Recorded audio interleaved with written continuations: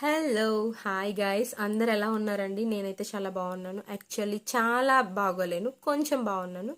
Some family problems ఉంటాయి కదా అందరికీ, అలానే. అండ్ ఆల్సో ఈరోజు ఎందుకోసం ఈ వీడియో చేస్తున్నానంటే చిన్న మెమరీ కోసం ఈ వీడియో చేస్తున్నాను. యాక్చువల్గా నా టీత్కి ఇన్ఫెక్షన్ వచ్చింది. నేనైతే రేపు రూట్ కెనాల్ ట్రీట్మెంట్ అనేది చేయించుకుంటున్నాను. అండ్ ఇక్కడ చూసారా టీత్ దొంతుపల్లి అంటారు, తెలుసా ఎవరికైనా? సో అదనమాట, నాకు చిన్నప్పటి నుంచి ఉంది, దానివల్ల ప్రాబ్లం అవుతుంది.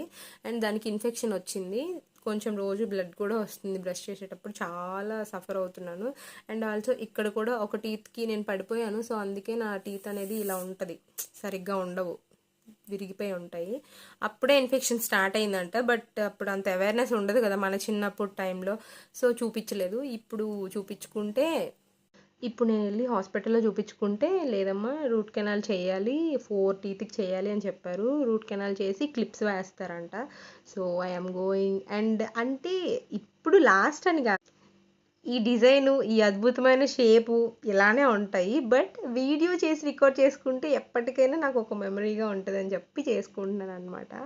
Thank you very much for supporting every one. Thank you very much for watching this. ఎవరికైనా రూట్ కెనాల్ ట్రీట్మెంట్ గురించి ఏమైనా ఐడియా ఉన్నా, చేయించుకోవచ్చా, చేయించుకోకూడదు అనడానికి ఇంకొక ఛాన్స్ లేదు, ఎందుకంటే ఫుల్ ఇన్ఫెక్ట్ అయిపోయింది కాబట్టి.